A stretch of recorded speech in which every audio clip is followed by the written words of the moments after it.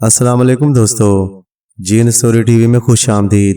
پیارے دوستو، بہت عرصہ گزرا، کسی ملک میں ایک نہایت خوبصورت ملکہ رہا کرتی تھی۔ اس کا چہرہ گلاب کی مانند اور آنکھیں چمکدار تھیں، لیکن اس کی تمام خوبصورتی اس کے زردی مائل بالوں میں تھی۔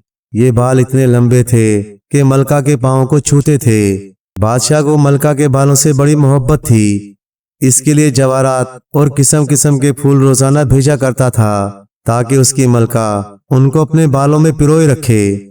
محل کے چھوٹے بڑے سب ملکہ کے بالوں کی تعریف کرتے تھے اور یہ کہتے تھے کہ اگر ان بالوں کو خدا نخواستہ کوئی صدمہ پہنچے گا تو بڑا ہی غضب ہو جائے گا۔ ایک دن ملکہ صبح محل کی کھڑکی کے پاس بیٹھی کچھ کام کر رہی تھی۔ اس کو ایک بڑا سبز پرندہ اڑتا ہوا نظر آیا۔ یہ پرندہ بڑا بدصورت اور غسیل تھا۔ سبز پرندہ کچھ دیر تو کھڑکی کے قریب اڑتا رہا اور پھر سامنے والے درخت پر جا کر بیٹھ گیا اور ملکہ کو گھورنے لگا۔ ملکہ نے اس کی طرف سے نظریں ہٹائی ہی تھی کہ وہ بول اٹھا، سلام ملکہ صاحبہ، تمہارے بال تو بہت لمبے ہیں۔ ملکہ کھلکھلا کر ہنس پڑی اور دل میں سوچنے لگی، ایک پرندہ بھی میرے بالوں کی تعریف کر رہا ہے۔ ملکہ بولی، ہاں، دنیا میں کسی عورت کے بھی میرے جتنے بال نہیں ہیں۔ پرندہ بولا، پھر تو ذرا سے بال مجھ کو بھی دے دو، میرے گھونسلے میں کوئی نرم چیز نہیں ہے، تمہارے تھوڑے سے بالوں سے میرا کام چل جائے گا۔ ملکہ غصے میں بولی، کیا بک رہے ہو؟ میرے خوبصورت بال تیرے گندے گھونسلے میں رکھنے کے لیے ہیں کیا تو نہیں جانتا کہ میں ملکہ ہوں اور اپنے بالوں کو دنیا کی تمام چیزوں سے زیادہ عزیز رکھتی ہوں؟ پرندہ بولا، میرا کام تو چل ہی جائے گا ملکہ صاحبہ، تمہارے لیے یہی بہتر ہے کہ تھوڑے سے بال مجھے دے دو۔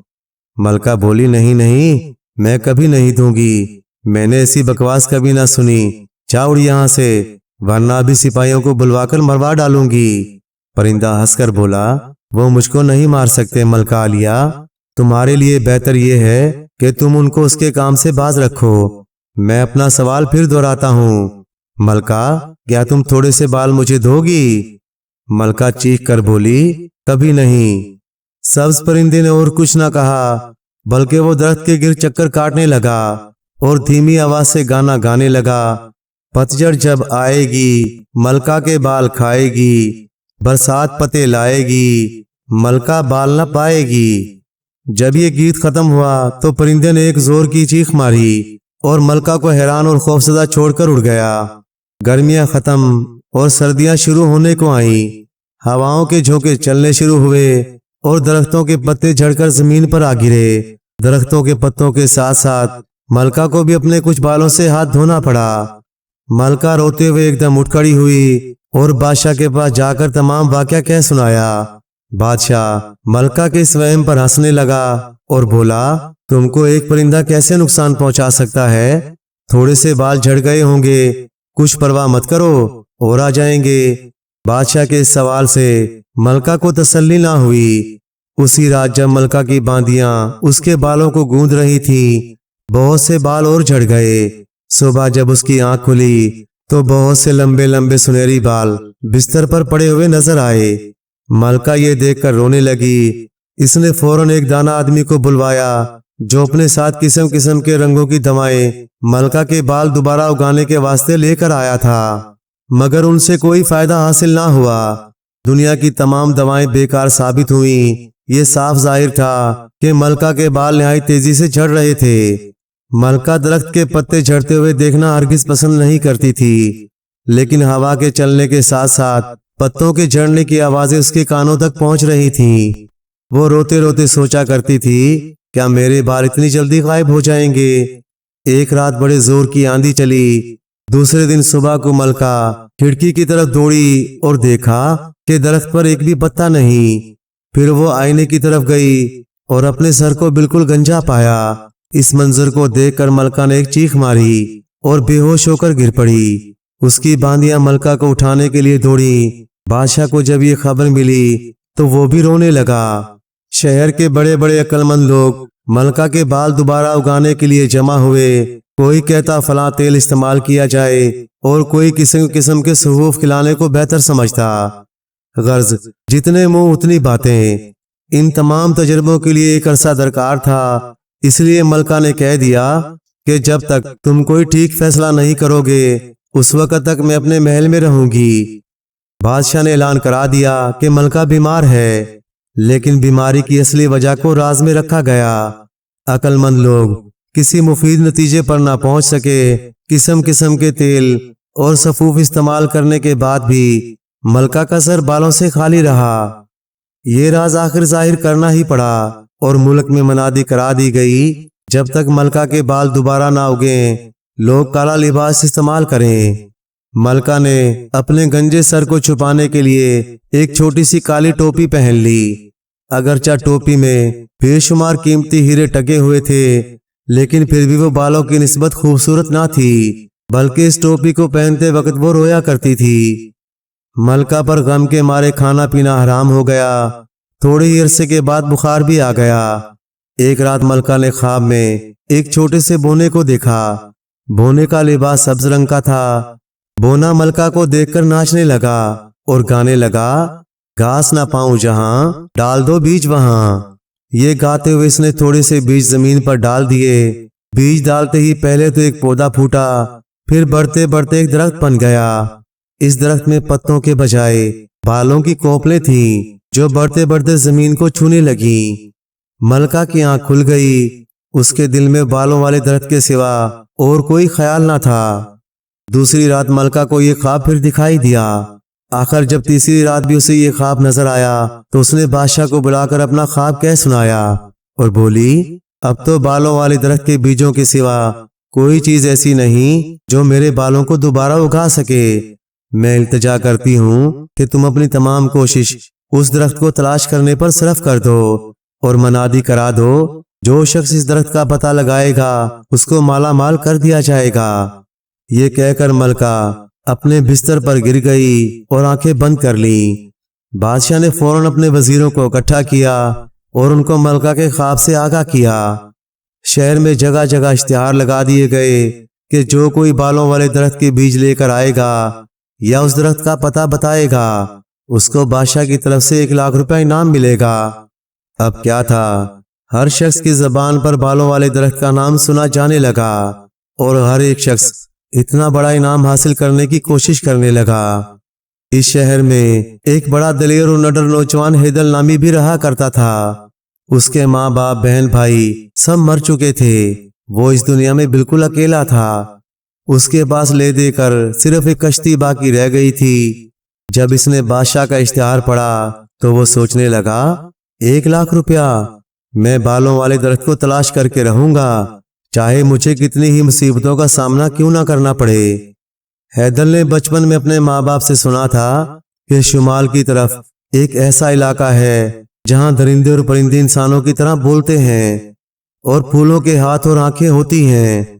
بس اس نے تھوڑا سا سامان اپنی کشتی پر لادا اور شمال کی جانب بالوں والے درخت کی تلاش میں چل پڑا۔ شہر کی آدھی آبادی تقریباً اسی درخت کی تلاش میں روانہ ہو چکی تھی۔ کوئی شمال کی طرف گیا، کوئی جنوب کو روانہ ہوا، کوئی مشرق کی سمت چل پڑا، کسی نے مغرب کی جانب کوچ کیا۔ غرض لوگوں نے اس درخت کو ہر طرح سے تلاش کرنا شروع کیا۔ کئی آدمی جلد ہی واپس آ گئے۔ بالوں والے درخت کا پتہ کسی کو بھی معلوم نہ تھا۔ اسی طرح کئی مہینے تک ملکہ کا سر گنجا ہی رہا۔ بادشاہ نے تمام عورتوں کو حکم دے رکھا تھا کہ وہ اپنے بالوں کو ایک چھوٹی سی کالی ٹوپی پہن کر چھپانے کی کوشش کریں تاکہ ملکہ کسی عورت کے بال دیکھ کر رنجیدہ نہ ہو۔ یہ کالی ٹوپیاں اس قدر بے ڈھنگی ہوتی تھیں کہ تمام عورتوں کی صرف یہی خواہش تھی کہ بالوں والے درخت کا کسی طرح جلد پتہ لگ جائے۔ اور دوسری طرف ہیدل شمال کی طرف بڑھتا چلا گیا۔ کئی دن تک اس کو پانی ہی پانی نظر آیا۔ آخر اسے دور سمندر میں ایک ویران جزیرہ دکھائی دیا۔ اس جزیرے پر سوائے 3 درختوں کے اور کچھ نظر نہیں آتا تھا۔ دوسرے درخت میں سرخ و سفید ہیرے لٹک رہے تھے، لیکن تیسرا درخت بڑا عجیب و غریب تھا۔ یہ درخت دور سے سونے کا بنا ہوا معلوم ہوتا تھا۔ اس کی چوٹی شکل میں بالکل ایک بڑے ڈھول کی مانند تھی۔ ہیدل اپنی کشتی کنارے پر کھینچ لایا اور ان درختوں کی طرف چل پڑا۔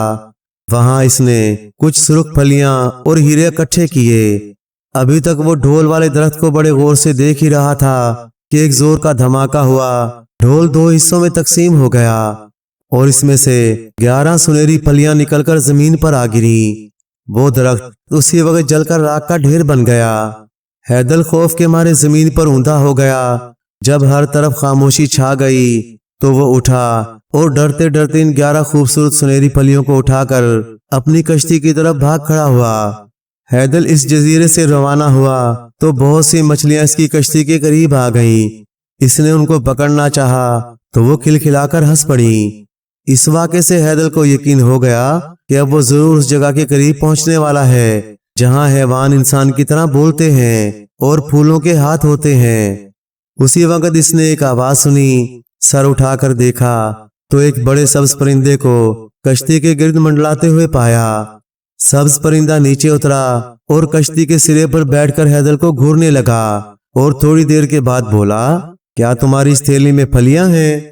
حیدر بولا، جی ہاں۔ یہ تھیلی کھول کر میرے آگے رکھ دو۔ حیدر کو ملکہ کا قصہ یاد آ گیا کہ وہ ایک پرندے کا کہا نہ مان کر کیسی پشیمان ہوئی۔ اس لیے اس نے جلدی سے سبز پرندے کی بات مان لی۔ سبز پرندہ پھلیاں کھاتے ہوئے بولا، تمہارا کہاں جانے کا ارادہ ہے؟ اس کے جواب میں حیدر نے اس کو ملکہ کا تمام قصہ شروع سے آخر تک کہہ سنایا۔ سبز پرندہ ہنستے ہوئے بولا، میں سمجھ گیا، وہ پرندہ میں ہی تھا۔ اچھا ذرا سی پھلیاں اور نکالو۔ حیدر نے کئی اور پھلیاں دے کر بادشاہ کا حکم سنایا اور پھر یہ بھی بتایا کہ وہ بالوں والے درخت کی تلاش میں گھر سے نکلا ہے۔ سبز پرندہ بولا، اس درخت کو ڈھونڈنے کے لیے تمہیں کافی عرصہ درکار ہے۔ اگر ملکہ اس درخت کے بیجوں کو حاصل کرنے کے بھروسے پر ہی رہی تو شاید تمام عمر اپنے بال حاصل نہ کر سکے گی۔ اب وہ یہ سوچتی ہوگی، افسوس میں نے سبز پرندے کی بات کیوں نہیں مانی۔ سبز پرندہ چیخ کر بولا، یہ کیا ہے؟ جلدی بتا، تو یہ کہاں سے لایا؟ یہ زربل درخت کی پھلیاں ہیں۔ 2000 سال کا عرصہ میں نے صرف ان پھلیوں کو انتظار میں گزارا اور اب یہ دوبارہ 2000 سال کے بعد آئیں گی۔ افسوس ان کے نکلتے وقت میں وہاں موجود کیوں نہ تھا۔ دنیا میں کہیں بھی ان سے اچھی پھلیوں والا درخت نہیں ہے۔ حیدر سمجھ گیا اس واقعے سے سبز پرندے کو بہت دکھ پہنچا ہے۔ حیدر بولا، سنو، یہ پھلیاں میں نے حاصل کی ہیں، اب میں ان کا مالک ہوں۔ ہاں، صرف ایک شرط پر تم کو سنہری پھلیاں دے سکتا ہوں۔ سبز پرندہ بولا، کیسی شرط؟ تم نے ملکہ کو اس کے بالوں سے محروم کیا، اب اگر یہ بتا دو کہ ملکہ کے بال دوبارہ کس طرح آئیں گے تو ایک سنہری پھلی تم کو مل جائے گی۔ سبز پرندہ غصے سے بولا، کیا تمہیں یہ بتا دوں کہ ملکہ کے بال دوبارہ کس طرح آئیں گے؟ کبھی نہیں۔ اچھا تو یہی بتا دو کہ بالوں والا درخت کس جگہ پر ہے۔ سبز پرندہ کچھ دیر تو خاموش بیٹھا رہا، آخر نہایت تیزی سے آسمان کی طرف اڑ گیا۔ حیدر اسے دیکھتا کا دیکھتا رہ گیا۔ اس نے جان لیا کہ سبز پرندے کو سنہری پھلیوں کی سخت ضرورت ہے اور وہ ضرور واپس آئے گا۔ حیدر کا خیال ٹھیک نکلا۔ وہ تمام دن بغیر کسی جزیرے کو دیکھے اپنی کشتی چلاتا رہا۔ دوسرے دن صبح اس نے دور آسمان پر ایک کالی لکیر دیکھی۔ آنکھ جھپکتے ہی وہی سبز پرندہ اس کی کشتی پر آن بیٹھا۔ حیدر نے سبز پرندے کو دیکھا لیکن زبان سے کچھ نہ کہا۔ آخر پرندہ خود ہی بول پڑا، اگر تم کل والی شرط کو نہیں بھولے ہو تو تم کو بالوں والے درخت کا پتہ بتا سکتا ہوں۔ حیدر نے تھیلی میں سے ایک سنہری پھلی نکالی اور بولا، پہلے درخت کا پتہ بتاؤ، بعد میں یہ پھلی مل جائے گی۔ پرندہ بولا، دیکھو تمہاری ناک کے بالکل سیدھ میں ایک جزیرہ ہے، وہاں وہ درخت کھڑا ہے۔ تم سے پہلے اس جگہ بہت سے آدمی پہنچے لیکن تمام لوگوں کو واپس آنا پڑا۔ حیدر نے پھلی دے کر کہا، اس کی کیا وجہ تھی؟ پرندہ بولا، میں نے پتہ بتا دیا ہے، وجہ خود جا کر معلوم کر لو۔ حیدر کچھ دیر سوچنے کے بعد بولا، اگر تم وہاں سے صحیح سلامت واپس آنے کا راستہ بتا دو تو 6 سنہری پھلیاں واپسی کے وقت تم کو اور مل جائیں گی، ورنہ ابھی گولی سے اڑا دوں گا۔ پرندہ ہنستے ہوئے بولا، تم مجھ کو مار نہیں سکتے، چاہے گولی چلا کر دیکھ لو۔ اگر تمہارے پاس یہ سنہری زربل پھلیاں نہ ہوتی تو تمہارا ابھی تک نام و نشان بھی نہ رہتا۔ صرف یہی پھلیاں ہیں جو مجھ سے تمہاری حفاظت کر رہی ہیں۔ خیر ان سنہری پھلیوں کو حاصل کرنے کے لیے اب مجھے وہی کرنا پڑے گا جو تمہیں منظور ہو، لیکن پکا وعدہ کرو کہ واپسی کے وقت 6 پھلیاں ضرور دو گے۔ حیدر نے 6 پھلیاں دینے کا وعدہ کیا۔ تب پرندے نے کہنا شروع کیا، اس جزیرے پر پہنچ کر سیدھے شمال کی طرف بڑھتے رہنا۔ تمہیں یہ دیکھ کر حیرت ہوگی کہ وہاں تمام درندے اور پرندے انسانوں کی طرح بولتے ہیں، لیکن ان سے ہرگز بات نہ کرنا۔ اور یہ بھی یاد رہے کہ وہاں پھولوں کے ہاتھ ہوتے ہیں، وہ ہاتھ تم کو پکڑنا چاہیں گے۔ اگر ان میں سے کسی نے تم کو پکڑ لیا تو یہ سنہری پھلیاں بھی تمہارے کچھ کام نہ آئیں گی اور تم مر جاؤ گے۔ کافی فاصلہ طے کرنے کے بعد تم کو ایک دیوار نظر آئے گی جس کے ایک بڑے لکڑی کے دروازے پر یہ لکھا ہوگا، ایک بھید ہے، ایک راز ہے، جانے کا کسے مجاز ہے، جائے گا وہی جو ہوگا نہ ڈر۔ تم اسی وقت یہ کہہ دینا، جانتا ہوں کیا راز ہے، جانے کا مجھے مجاز ہے، ہوا ہے چلتی، پانی ہے بہتا، درخت یوں ہی بڑھتا رہتا۔ یہ کہتے ہی تمہارے داخل ہونے کے لیے دروازہ کھل جائے گا۔ اسی فصیل کے اندر بالوں والا درخت کھڑا ہے، تم وہاں کیا پاؤ گے یہ میں نہیں بتانا چاہتا۔ اتنا کہہ کر سبز پرندہ اڑ گیا۔ اسی دن شام کے وقت حیدر کو ایک جزیرہ نظر آیا۔ اس نے اپنی کشتی کو کنارے پر لے جا کر باندھ دیا اور خود شمال کی سمت چل پڑا۔ یہ بڑا خوبصورت جزیرہ تھا۔ پہلے پہل تو کوئی عجیب واقعہ پیش نہ آیا۔ جب اس نے کافی راستہ طے کر لیا تو خوبصورت پھولوں کی قطاریں نظر آئیں۔ حیدر پھولوں کو دیکھنے کے لیے کھڑا ہو گیا۔ اچانک قریب ہی کے پھول میں سے 2 سفید خوبصورت ہاتھ باہر نکلے اور حیدر کو مضبوطی سے پکڑ کر اپنی طرف کھینچنے لگے۔ اسی وقت دوسرے پھولوں کے ہاتھ بھی آہستہ آہستہ باہر نکلنا شروع ہوئے۔ بڑے پھولوں میں سے خوبصورت عورتوں کے چہرے نمودار ہوئے۔ حیدر نے یہ سوچ کر کہ یہ پھول اس کو اسی سخت کھینچا تانی میں مار ڈالیں گے، اپنی جیب میں سے کچھ سبز ہیرے نکالے اور پھولوں کے قریب لے جا کر چلایا، یہ ہیرے لے لو اور مجھ کو چھوڑ دو۔ پھولوں نے اس کو اب بھی نہ چھوڑا۔ تب وہ دوبارہ چلایا، اگر تم نے مجھ کو نہ چھوڑا تو یہ ہیرے میں تم سے دور پھینک دوں گا اور تم حاصل نہیں کر سکو گے۔ اب اس پھول نے بندش ڈھیلی کر دی اور اس کو چھوڑ دیا۔ حیدر خوفزدہ ہو کر زمین پر گر پڑا اور کچھ ہیرے اس نے ان کے ہاتھوں کی طرف پھینکے اور پھر دوڑ پڑا۔ بھاگتے بھاگتے وہ تھک کر چور ہو گیا اور آرام کرنے کے لیے ایک پتھر پر بیٹھ گیا۔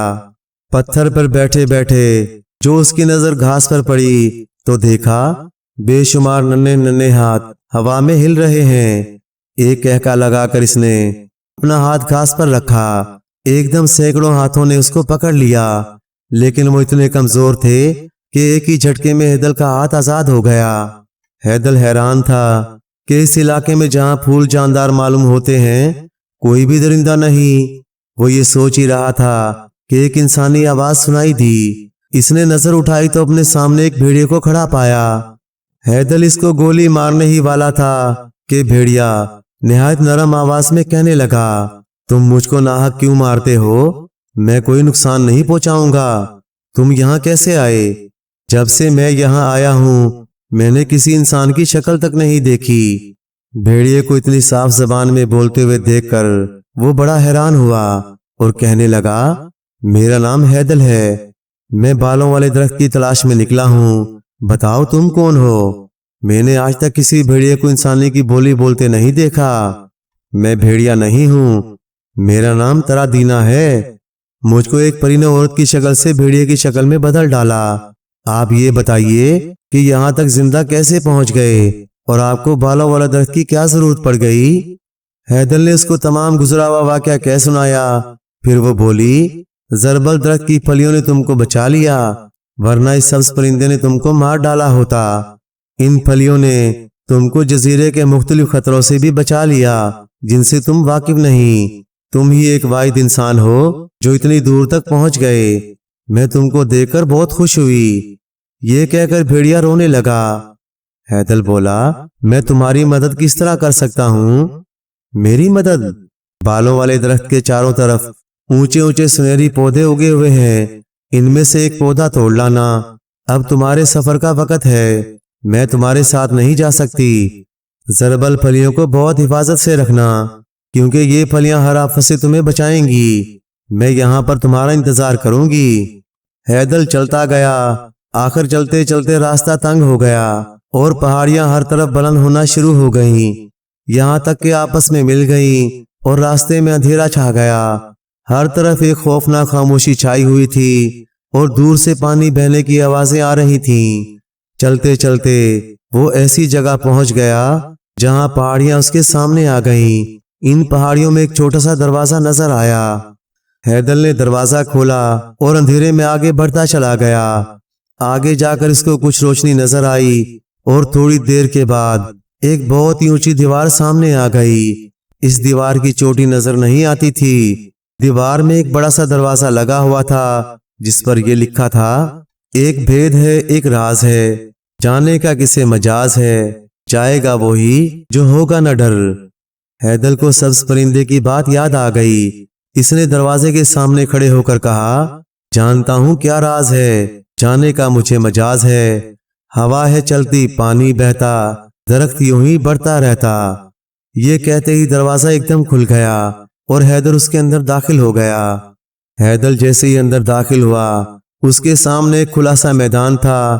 اس کی آنکھیں روشنی سے چندھیانے لگیں کیونکہ وہ بہت دیر تک اندھیرے میں رہ چکا تھا۔ یہاں ہر طرف سبز رنگ کی روشنی پھیلی ہوئی تھی۔ حیدر کے سامنے کالے رنگ کا دریا بہہ رہا تھا۔ دریا میں ایک جزیرہ تھا جس میں ایک چھوٹی سی پہاڑی کی چوٹی پر بالوں والا درخت کھڑا تھا۔ حیدر کے منہ سے خوشی کے مارے ایک چیخ نکل گئی کیونکہ اس کا سفر کامیاب ہو گیا۔ اس درخت پر پتوں کے بجائے نرم نرم بال لگے ہوئے تھے۔ حیدر کو بالوں والا درخت صاف دکھائی نہیں دے رہا تھا کیونکہ درخت کافی چوڑا تھا، لیکن یہ صاف ظاہر تھا کہ اس جزیرے چھوٹے چھوٹے پودوں سے گھرا ہوا تھا۔ وہ دریا کے کنارے بیٹھ کر اس کو پار کرنے کی تدبیریں سوچنے لگا۔ بیٹھے بیٹھے اس نے زربل پھلی کو نکالا اور اسے دیکھنے لگا۔ اسی وقت پانی میں سے ایک آواز آئی اور ایک بہت بڑی بطخ پانی سے باہر نکلی۔ اس کا رنگ سنہری اور آنکھیں آگ کی مانند سرخ تھیں۔ حیدر ایک دم اٹھ کر کھڑا ہو گیا کیونکہ یہ بطخ بہت زیادہ ناراض معلوم ہوتی تھی۔ وہ پانی سے باہر آتے ہی بولی، تم کون ہو اور یہاں بالوں والے درخت کے اتنے قریب کیا کر رہے ہو؟ حیدر بولا، مجھے اس درخت کے کچھ بیج لینے ہیں، اگر تم اس دریا کو پار کرنے کا کوئی راستہ بتا دو تو بڑی مہربانی ہوگی۔ سنہری بطخ کچھ نہ بولی۔ اس کی آنکھیں زربل پھلی پر جمی ہوئی تھیں اور وہ دھیمی آواز میں بولی، یہ تمہارے ہاتھ میں کیا چیز ہے؟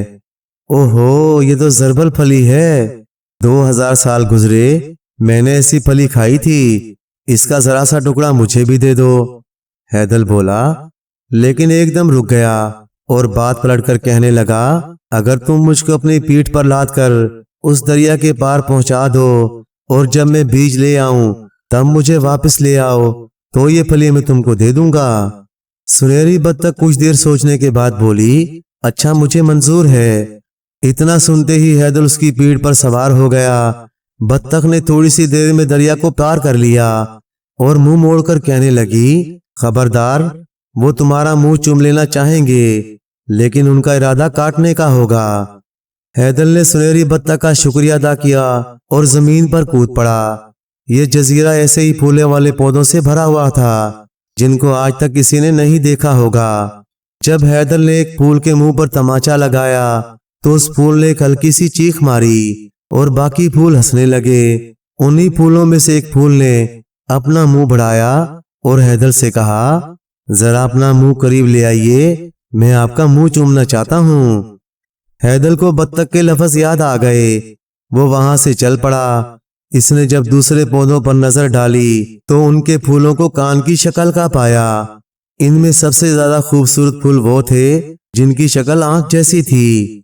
حیدر کو یہ آنکھیں بھلی معلوم ہوئیں۔ اس نے اپنے ساتھ لے جانے کے لیے ایک آنکھ توڑنے کا ارادہ کیا، لیکن ابھی ہاتھ بڑھایا ہی تھا کہ وہ آنکھ پھوٹ پھوٹ کر رونے لگی۔ حیدر کو اس پر رحم آ گیا اور اس نے اس کو نہیں توڑا۔ اب حیدر بالوں والے درخت کے قریب آ گیا تھا۔ اس درخت کے چاروں طرف سبز پتوں والے سنہری پودے دوہری قطاروں میں کھڑے تھے۔ ان پودوں نے آپس میں مل کر اس درخت کے گرد ایک قسم کی بار کھڑی کر رکھی تھی۔ حیدر نے ان تمام سنہری پودوں کو قریب آ کر ان کو اکھاڑنے کی کوشش کی کیونکہ انہی پودوں کو ترادینا نے مانگا تھا जैसे ही हैदल ने पौधे की जड़ को उखाड़ने के लिए पकड़ा, पौधे की चोटी नीचे झुकी और हैदल के मुंह पर एक जोरदार तमाचा रसीद किया। हैदल बदहवास होकर पीछे गिरा। हैदल ने एक जरबल फली निकाल कर कहा, ऐ जरबल फली, तूने पहले मेरी बहुत मदद की है, अब फिर तेरी बारी है। इतना सुनते ही तमाम फूल चिल्ला उठे, जरबल फली, एक टुकड़ा हमको भी दे दो। इतने में एक बड़ा फूल ऊंचा हुआ और फूलों से कहने लगा, खामोश। फिर हैदर से मुखातिब होकर बोला, इस जरबल फली के टुकड़े करके हमको दे दो, हम तुम्हारे लिए सुनहरी पौधों को तोड़ डालेंगे, इस तरह तुम बालों वाले दरख्त के करीब पहुंच जाओगे। हैदर फली को तोड़ने लगा और फूलों ने सुनहरी पौधों की जड़ों को काटना शुरू किया। सुनहरी पौधों ने फूलों के तमाचे लगाना शुरू किए, लेकिन कोई नुकसान ना पहुंचा सके। इस तरह 6 सुनहरी पौधे टूटकर जमीन पर गिर गए और रास्ता साफ हो गया। हैदल ने उसी वक्त फली के टुकड़े फूलों के मुंह में डाल दिए और बालों वाले दरख्त के नीचे जा खड़ा हुआ। ये बड़ा ही खूबसूरत दरख्त था, मुख्तलिफ रंगों के बालों ने उसको घेर रखा था। दरख्त की जड़ के करीब सुनहरी बाल थे। हैदल ने कुछ बालों को हाथ से छुआ, उनसे ज्यादा नरम बाल उसने कहीं ना पाए थे। अब वो बीज तलाश करने लगा। उस दरख्त के बीज निहायत मजबूती के साथ बालों से जुड़े हुए थे, जड़ के करीब ही लगे हुए थे। बड़ी मेहनत के बाद इसने अपने खंजर की नोक से वो बीज निकाले और एहतियात से थैले में डालकर वापस चल पड़ा। हैदल जब जाने लगा तो आंखों वाले फूलों ने अपनी आंखें बंद कर लीं और सो गए। मुंह वाले फूल भी खामोश हो गए। उसने एक सुनहरी पौधा उठाया और बत्तख की तरफ चल पड़ा। जब वो बत्तख पर सवार होकर दूसरे किनारे पर पहुंचा तो बत्तख कहने लगी, अब तो मुझे जरबल फली दे दीजिए, और हाँ, याद रखिए कि जितनी जल्दी हो सके इस जजीरे से रवाना हो जाइए। दीवार का दरवाजा अभी तक खुला था, लेकिन हैदल के निकलते ही खौफनाक आवाज के साथ बंद हो गया। वो अंधेरे में भागता रहा, आखिर रोशनी में आ गया। थोड़ी देर के बाद इसने भेड़िए को अपनी तरफ आते देखा। भेड़िया खुशी से चीख कर बोला, सुनहरी पौधा ले आए, अब जल्दी से इसे मुझको मारना शुरू करो। हैदल परेशान हुआ, क्या तुमको मारूं? ये नहीं हो सकता। भेड़िया जमीन पर लेटकर निहायत तेज आवाज में बोला, मैं कहती हूं मुझको मारो। हैदल ने उसको सुनहरी पौधे से आहिस्ता से मारा। भेड़िया चीख कर बोला, और जोर से मारो। हैदल का दिल ना माना। तब वो भेड़िया उसकी तरफ पलटा और कहने लगा, अगर तुमने मुझको इस पौधे से खूब जोर से ना मारा तो मैं तुमको खा जाऊंगी। ये सुनकर हैदल ने उसे खूब जोर जोर से मारना शुरू कर दिया, यहाँ तक कि उसके खून निकल आया। हैदल थकान के मारे पौधे को जमीन पर फेंकने ही वाला था कि भेड़िए की खाल जमीन पर गिर गई और उसके सामने एक बहुत खूबसूरत औरत खड़ी नजर आई। हैदल ने इतनी खूबसूरत औरत कभी ना देखी थी। तरादीना, मैं किस मुंह से आपका शुक्रिया अदा करूं? मैं ही तरादीना हूं। आओ अब यहाँ से जल्दी भाग निकले, लेकिन खतरों से बचने के लिए पहले मुझे एक जरबल फली दे दो। हैदल और तरादीना किनारे पर बंधी हुई कश्ती पर सवार होकर वहां से रवाना हो गए। तरादीना बोली, तुमको अभी 6 फलियां सब्ज परिंदे को देनी है, तब तुम्हारे पास 2 जरबल फलियां रह जाएंगी। इनमें से एक मेरे पास है, लेकिन इस परिंदे को अपनी फली हरगिज ना देना। अगर तुम्हारे पास कोई फली ना रहे तो वो तुमको मार डालेगा। थोड़ी देर के बाद उनको सब्ज परिंदा हवा में उड़ता नजर आया और वो आकर कश्ती पर बैठ गया। परिंदा निहायत गुस्से से हैदल को देखते हुए बोला, तो तुमने बालों वाले दरख्त के बीज हासिल कर लिए, लाइए मेरी जरबल फलियां। हैदल थैले में से फलियां निकाल कर बोला, लीजिए ये रहीं। सब्ज परिंदे ने 6 फलियां अपने परों में छुपा ली, लेकिन वो अभी तक ना उड़ा। परिंदा बोला, अब तुम्हारे पास एक फली और है, तुम उसका क्या करोगे? हैदर बोला, मैंने ये जरबल फली लोगों को दिखाने के लिए रखी है। परिंदा बोला, लेकिन इससे तुम्हें क्या फायदा होगा, तुम ये भी मुझे ही दे दो। हैदर बोला, नहीं जनाब, ये नहीं हो सकता। परिंदा बोला, मेरे 7 बच्चे हैं और तुमने मुझको सिर्फ 6 फलियां दी हैं। अगर ये एक जरबल फली और दे दोगे तो मेरा छोटा बच्चा भी खा लेगा।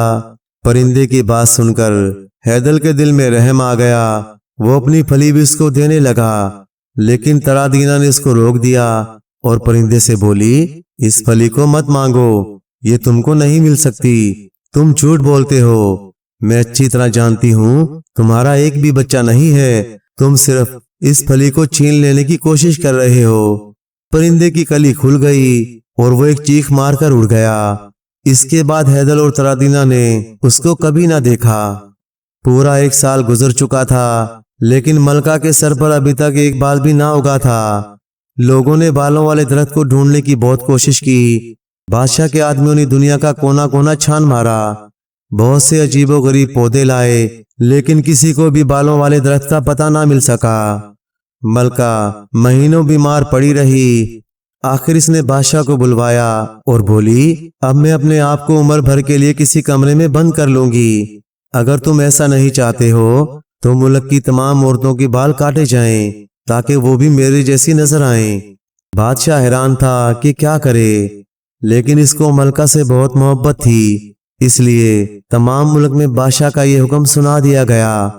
تمام عورتوں کے بال کاٹے جانے کا ایک دن مقرر کر دیا گیا اور ایک بڑے میدان میں ان کو جمع ہونے کا حکم ملا۔ بادشاہ کے نوکر ابھی تک طرح طرح کے پودے لا رہے تھے، لیکن وہ سب بیکار ثابت ہوئے اور بالوں کے کاٹے جانے کی تاریخ آن پہنچی۔ شہر میں جگہ جگہ ماتمی سیاہ جھنڈے دکھائی دینے لگے اور ہر عورت کا کالا لباس بھی نظر آنے لگا۔ اس دن صبح سویرے ہی سے میدان میں عورتیں جمع ہونا شروع ہو گئیں۔ جب تمام میدان بھر گیا تو بادشاہ اور ملکہ تشریف لائے۔ بادشاہ کے غلام نے تمام عورتوں کی ایک فہرست تیار کی اور بال کاٹنے کے لیے پہلا نام پکارا۔ یہ نام ایک بہت خوبصورت شہزادی کا تھا، جس کا چہرہ غم کے مارے مرجھا گیا تھا اور بال کندھوں پر بکھرے ہوئے تھے۔ شہزادی اپنا نام سن کر اٹھی اور منہ چھپا کر رونے لگی۔ اب اس کے بالوں کی بچنے کی کوئی امید نہ تھی۔ شاہی نائی شہزادی کے بال کاٹنے ہی والا تھا کہ ایک چیخ سنائی دی، ٹھہرو! اسی وقت سب کی نظریں آنے والے آدمی پر پڑیں۔ حیدر بھیڑ کو چیرتا ہوا اس جگہ کے قریب پہنچا۔ حیدر دوبارہ چیخ کر بولا، میں نے بالوں والے درخت کے بیج حاصل کر لیے ہیں۔ یہ سنتے ہی ملکہ کے منہ سے خوشی کی چیخ نکلی۔ بادشاہ خوشی کے مارے ناچنے لگا اور شہزادی نے، جس کے بال کاٹے جانے والے تھے، بھاگ کر حیدر کے قدموں کو چوم لیا۔ حیدر چلا کر بولا، ان عورتوں کے بال کاٹنے سے پہلے صرف آزمائش کر لو، میں نے یہ بیج بالوں والے درخت سے توڑے ہیں۔ ملکہ ذرا دیر صبر نہ کر سکی، وہ فوراً اٹھ کھڑی ہوئی۔ ملکہ نے اپنے سر سے کالی ٹوپی اتاری اور اسے ایک طرف پھینک دیا۔ اس موقع کو ہاتھ سے نہ جانے دو، تھوڑے سے بیج جلدی سے میرے سر پر ڈال دو۔ ہر طرف خاموشی چھا گئی۔ حیدر نے اسی وقت اپنے تھیلے میں سے بیج نکال کر ملکہ کے گنجے سر پر ڈال دیے۔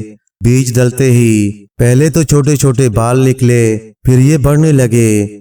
ملکہ ابھی کچھ پوچھنے بھی نہ پائی تھی کہ بال لمبے ہو کر اس کے کاندھوں تک آ گئے اور بڑھتے بڑھتے پاؤں کو چھونے لگے۔ جب ملکہ نے یہ دیکھا تو خوشی کے آنسو رونے لگی۔ بادشاہ اور لوگوں نے خوشی کے مارے آسمان سر پر اٹھا لیے۔ اس رات تمام شہر میں روشنیاں کی گئیں اور بادشاہ کے محل میں خوب ناچ اور گانا ہوا۔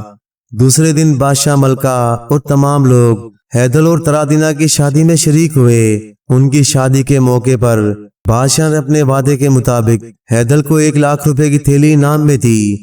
حیدر نے ایک زربر پھلی بادشاہ کو دی، مصیبتوں سے بچنے کے لیے اس کو اپنے پاس رکھے، اور دوسری پھلی کو اپنے پاس احتیاط سے رکھا۔ شاید یہی وجہ تھی کہ ان کی باقی تمام زندگی ہنسی خوشی بسر ہوئی۔